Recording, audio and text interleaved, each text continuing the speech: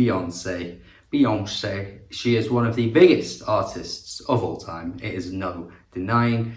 She is one of the most successful artists of all time, male or female or band or whatever. She is up there with some of the most successful and recognizable music of our time, of our generation. She was part of Destiny's Child, which were already successful as they were, and then had an unbelievable solo career that has spanned 20 years now and has continued to provide some of the biggest songs of each year whenever she drops anything. The longevity of this is unbelievable. I don't see her going away anytime soon, actually, and I think she will be regarded as one of the greatest pop musicians of all time as well, because the success of her hits, the longevity of their hits, the way that they live up to this day, and some of them are really ageless, and just how good she is as well. Like, I know a lot of people think she's overrated, and honestly, if you play through her albums, I think you'll find that generally her albums are actually really quite good. That some of her albums are pretty underwhelming from start to finish, but I think nearly every single one of her albums has at least a few fantastic songs on it. And then as she's gotten later into her career, I think the consistency of her albums has been remarkable. Honestly, I think she's gotten better over time, but we don't want to spoil too much with that, because that might hint as to what is going to be on this list. However, there's a pretty diverse bunch of tracks here from all of her albums. I'm not including Destiny's Child though, I'm looking solely at her solo career. And as I'm always going to do with these top 10 videos, I'm going to start you off with 5 honourable mentions, some tracks I think are really good, but they didn't quite make the top 10. And I'm going to start with a couple from Lemonade, Daddy Lessons, and Don't Hurt Yourself. I think these two tracks really capture the diversity of that album. I think generally she's always been pretty good at diversifying up the sound across her albums, but I think Lemonade was one of the best examples of being diverse and yet nearly nailing everything you try. You know, you can be versatile, but you might be a bit naff at doing everything. But Beyonce on this album, with Daddy Lessons, which is a country track, and then Don't Hurt Yourself, which is a rock track with Jack White, really shows what she's actually capable of doing. And it might even be a case of never being able to miss with anything she tries. It's kind of ridiculous. Gotta mention Irreplaceable. There are some massive hits across her career that have just stood the test of time. I really like the to the left refrain. I think it's really clever, catchy little refrain. I think the idea of the song is pretty clever too. Very egotistical, but I think Beyonce's always kind of managed to toe the line with that kind of stuff. And then the other 2 honourable mentions are from the newest album, Renaissance, which, to be honest, I could have so many tracks on the top 10 from just this album alone, but when I was putting it down to the top 10, I did think these 2, Energy and Break My Soul, just ever so slightly missed out, but they are fantastic songs in their own right, and the album in general is fantastic, so don't worry, there will be more from this album that gets appeared on this list, don't you worry. But let's start the list and kick it off with number 10.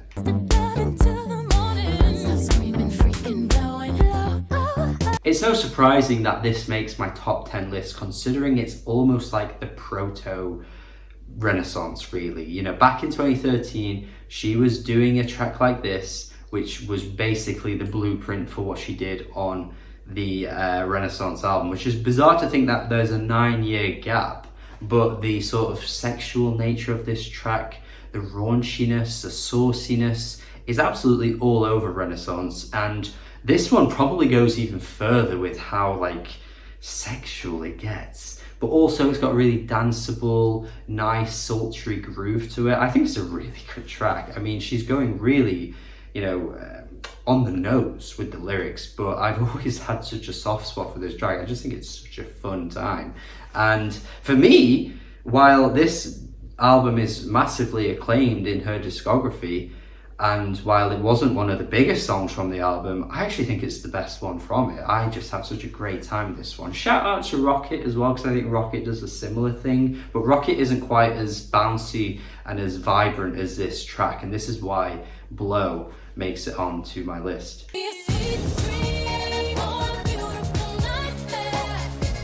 Number 9, a bit of an unsung sleeper hit from her discography, I feel. While this album was huge for her, like massive, fucking hell, it was massive. Every single was a smash hit. You've got bloody, what you got on this album, man? You got Halo? You got Halo, man, that was a huge song. If I Were a Boy as well. Like, these tracks were massive, especially in the UK.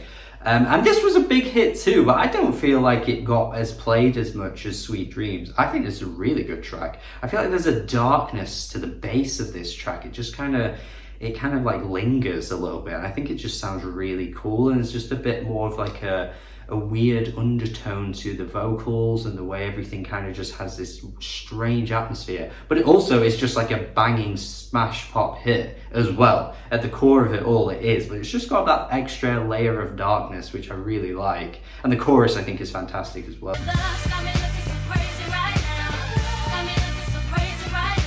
Moving on to number 8 now. Probably the most obvious pick you could imagine, and I'm sure there will be some hardcore stans out there that think, yeah, no, if you're a real Beyonce fan, you wouldn't have this on your list. You know, there's so many more better songs, and fair enough. if that's what you think, that's absolutely fine. I don't know what the general consensus would be, but considering how this has stood the test of time, and still I hear this all the time to this day, and it never gets old as well. I mean, man, I really thought this would be one of those songs where at some point I just slowly start to get tired out with it, but I really don't. That horn sample is fantastic. The original song that it samples it from is a really good track as well, by the way.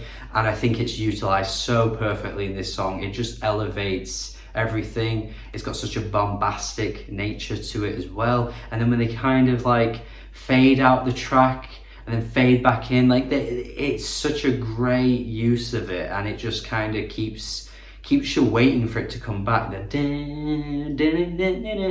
Like, you're just always so excited when it comes back on. And the Jay-Z verse is really fun as well. Yeah, man, I think this is an absolutely iconic song from the day it was made to now, and it will live on forever, and I just think it's such a good song regardless.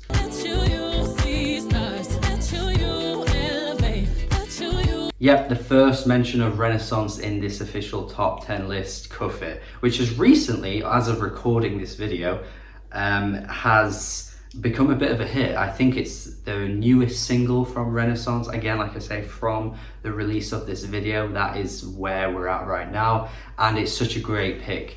This track, similarly to Crazy in Love, has an excellent usage of horns. Like, you really get me good when you use horns like this in your songs. You know, uses of trumpets, sax as well. I'm such a sucker for sax, man. But anyway, Cuff It, man, the beat is so freaking good. Oh my god, it's so good, and the singing is fantastic as well. The sort of end of the song where she's like, "Got me, baby," that whole section, oh man, that's so catchy. This track is just an absolute joyous dance banger, and like I say, Renaissance is flooded with these, and honestly, I could have just done a whole list of this album, but when I was, like I said, when I was sort of thinking about my list, I was actually, you know what, there's so many good songs from other albums too that I really love as well. But Cuff It, man, this is just such a joyous, fun time.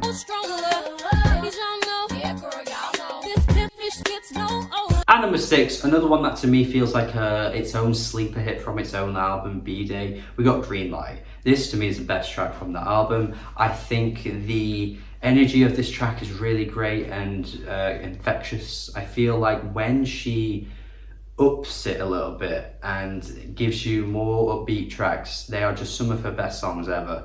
And I think when she goes a bit too far, like on tracks like Run the World Girls, which is just too in your face and too annoying, like when she toes that line with songs like this where it's upbeat, it's dancey, she nails it so much because there's so much character to her vocals. Like, she just has such an expressive personality, and it comes through so well in songs like this.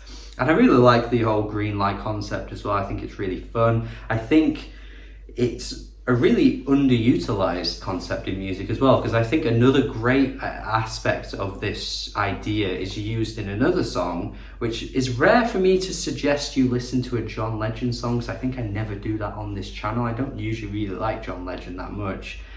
But if you've never heard Green Light by him, check that out, because these two tracks are sort of like the male and female equivalents of what they're singing about. You know, Beyonce's telling the guy, you know, I've given you the green light, and then John Legend's asking the girl to give him the green light. So they're both kind of weirdly about one another, but I don't think there's any link to them in that sense. But yeah, just a really cool idea, really fun idea as well. I just think it's a really great track. And number 5, this is a track that could go wrong very easily. We got Summer Renaissance, which is the final closing track from her Renaissance album, and it is one of the best tracks she's ever made. I think it's so easy to make like an obvious sample and make it so bad. Like at the moment in the UK, or even just in pop music in general, there have been so many songs that have had really obvious samples, and so many of them have been terrible. Like there is just such a weird trend at the moment to sample famous tracks. You know, there's that David Guetta, BB Rexha song, and Blue Dabba Dee Benda about that one. That's done badly, I think, in my opinion. There is that track, I keep forgetting the name of it, but it's a UK sort of like hip hop grime song that samples LaRue going in for the kill. That's the In for the Kill track. That's terrible as well. Like sampling at the moment's gotten really lazy. And let me tell you right now, this is not lazy at all. This is how you do it. This is how you respect the original piece of art while also putting your own slight spin on it and using it in the track in such a great way. And when you're a great singer like Beyonce, because she does have a really good voice, you can really nail a track like this. And she really does. And the length, the runtime of this song does not feel like it ever gets old. It's a brilliant final closing track, and it's one of her best ever to me. And it's only just come out this year, this album, but seriously, I really do mean it when I say this album is full of some of her best ever songs. And there is one more actually that I haven't mentioned yet that will be on this list in the top 3, so there you go.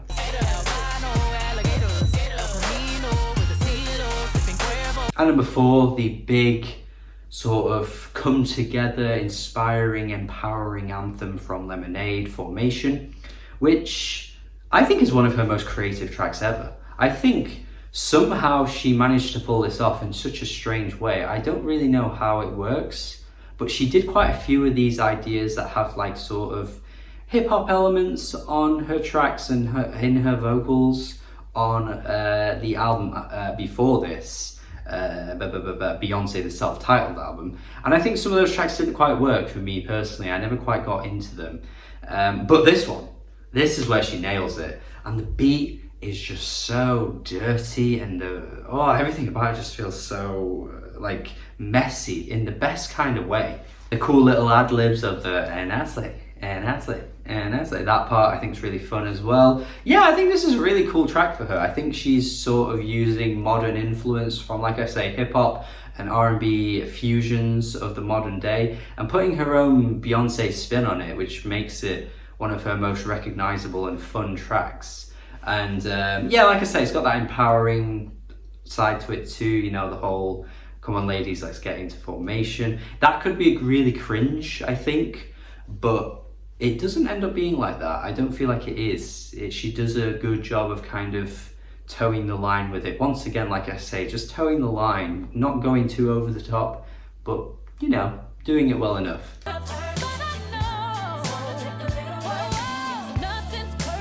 And number 3, there really isn't much to say about this song other than the fact that it is just like a powerhouse of a vocal performance. Like, when you go through her entire discography, yes, there's a lot of good vocal tracks and good vocal performances, but are there any as good as this song? Like, Love on Top, my friends, is just like unbelievable with the vocals. Like, she sounds like a classic 70s soul singer, just, you know, naturally going for it, you know, like an Aretha or something like that, just really belting out her voice and just not missing a single note. It's a brilliant performance. And even without that, I just think the instrumental and everything about it just sounds so good. And there's such a positive energy to the track, I think, as well, with the lyrics as well, talking about putting her love on top, referring to, you know, someone putting her love on top of anything else. Like that, it just all comes together to just create such a really uplifting and positive track. And when her voice is this good, I just can't believe how good she sounds on this track. She sounds brilliant. And yeah, I'm absolutely swayed by it just for that alone. Like, usually I think, you know, vocals are really important and it's important to be a good singer, but it's not the only aspect of a track that, you know, makes it good. You know, I'm not like all about that X Factor life where, like, you know, the best singer wins the competition. I just think there's more to music than vocals. But on this track alone, I think just through how she sells it, I mean, she really puts herself in that bracket of, like, you know, your Mariah Careys or Whitney Houstons with this track, because she's really, really selling the fuck out of this song, and it's brilliant.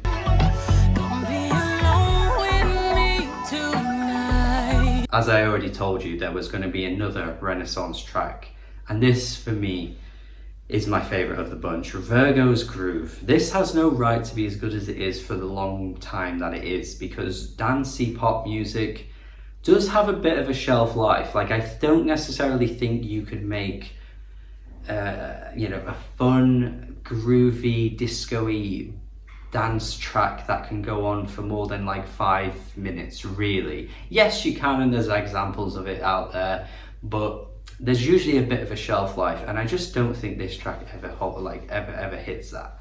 It is just such a great rhythmic groove that is unbelievably infectious. The guitar licks that come through just sound so good. Her vocals, again, seriously, I was talking about Love on Top for vocals, but this track, oh, she is so stunning on this one. Like, oh man, she sounds so angelic and so good over this instrumental, and this just suits her so perfectly. Like, everything on this album is her down to a T, and it's kind of mad to think that she never did an album like this before this, because she just works these instrumentals so brilliantly and executes it so flawlessly as well. And like I say, for the runtime, Virgo's Groove should not be as long as it is, but it just works. It really does. Trade your broken wings for mine. Trade your and now we're at number 1. Yes, my favourite track of hers. A bit of an unsung hero in her entire discography for me, but I've always just thought this song was absolutely stellar.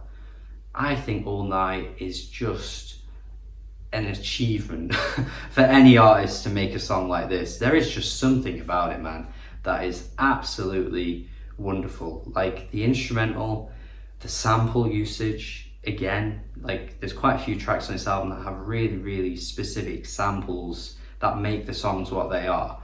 But using an Outkast track for your track about, you know, basically making love all night is ridiculous and has no right to be as good as it is, but it is. And like I say, I'm a sucker for horns, man. I'm a sucker for those horns, and they sound amazing. And it's such a well worked in, intertwined sample. Like, it's so good. And her vocals, again, are so sultry and so smooth. The track is just brilliant. It's just got such a smoothness to it that really works for me, and I just think it is absolutely wonderful of a song. I really do. I think it's such a refreshing sounding song as well. Like, you just don't hear many mainstream artists make a track like this, really. But yeah, to me, this is fantastic. So there we have it. I think that might be an interesting number 1 pick for many people. I don't know where it would usually rank for Beyonce fans, I really don't. But for me, I think it's her best song, I really do. And I think, honestly, a lot of this list is pretty close together. Like, I think so many of these picks could be in any order and it would make sense, because I think honestly there's so much great music in her discography. Yes, I know people think she's overrated and that kind of thing, but if you sit down and give her albums time, I think you'd find a lot of gems from her discography. And especially, like I've already said at the start of the video, which hinted at the list, as she's gone on, I think she's gotten better too. I think Lemonade and Renaissance are like two really, really good albums, and I think being this late in the game and still making some of your best music to date is really impressive. It makes me wonder where she's going to go next, because if it's already like getting better as she goes along, who knows what we could get next. But yeah, this is my top 10. This is my list. I am interested to see what people think, if you agree, disagree, if there's anything I left off as well, by the way, because I do want to see what people think of this. And if there's some really big ones that you think should be on this list, please let me know. But do remember, it is my list after all. You might agree, you might disagree, but I would love to see what you say in the comments. Have a good day. Subscribe if you haven't already. Please check my Patreon, because you can request your own lists just like these and other lists as well, and other kinds of videos as well if you support me on there. So that would be fantastic. Thank you so much. Have a good day. Subscribe and goodbye.